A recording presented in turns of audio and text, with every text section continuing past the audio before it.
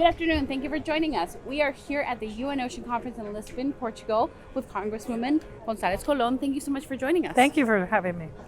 Congresswoman, you are the new co-chair of the Ocean Caucus. Congratulations. Thank you. It's a great opportunity with Representative Bonamici. I'm trying just to fill the shoes of late Dong Young, who was champion for many bills regarding taking away plastics from water and pollution as well. He was coming from Alaska, so I'm coming from Puerto Rico. As an island, we got many things that are being discussed here in this conference. So it's a great opportunity to try to put coastal states on the map. What are your priorities for this work? I will say that there are many, but the first one should be coastal erosion.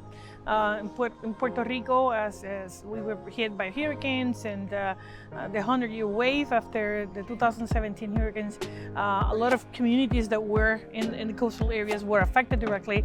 Now we already lost our buffer zone, which is the sand and beaches, and now water is completely into your houses in many areas. So we managed to secure some funding from the Army Corps of Engineers to do a study on coastal erosion on the island with the private sector, NGOs, and many others.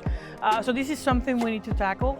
The other one I may say is plastics and microplastics in the water, and how do that affect, of course, our blue economy. It's not just fisheries, but as well tourism. I'll say, protecting mangroves. That's something that many people are not even thinking about, but it helps islands to protect ourselves when hurricanes comes, and coral reef restoration is another big important issue for us. As a matter of fact, we managed to secure some funding as well after the hurricane to local universities and NGOs to manage and do studies and research about how the currents change after the hurricane, and actually not everybody is aware that there's 19 buoys from the NOAA administration around the world. One of them, it's in the south part of the island in Puerto Rico, trying to see the acidity and many other things. So that's helped us out as well in terms of how the Caribbean basin has been affected. So before you mentioned how Puerto Rico is affected by climate change, what could Congress and government be doing to bolster action that is needed? Actually, in the last Congress, we managed to secure a lot of funding for rebuilding, right, and resiliency. And although a lot of that is for infrastructure and the power grid of the island, the oceans for me were very important, and that was the reason we managed to secure it. And President last administration signed money directly for coastal erosion programs, for coral reef restoration, research in currents in reef, among many others.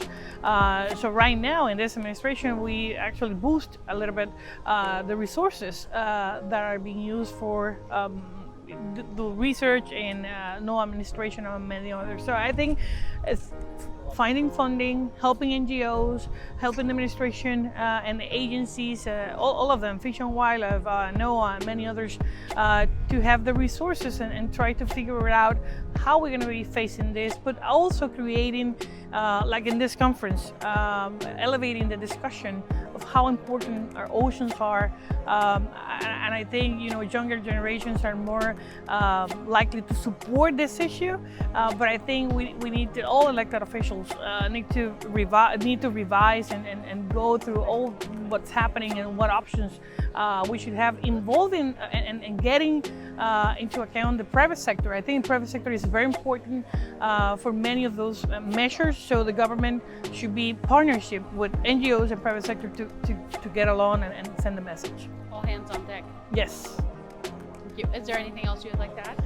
What can I tell you? I'm the Republican in this conference. I think it's important the United States remains as a global leader in promoting how our oceans are our source of oxygen, of water, and of course food, and how that supply is there.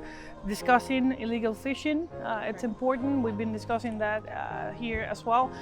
There are many other issues like the emissions and sea level rise, among many others. So this kind of conference after the New York one, I think it's the most important one in terms of what are going to be and what the United States is doing using the World Trade Organization, using many other branches of the federal government to try to elevate the discussion of our oceans around the world.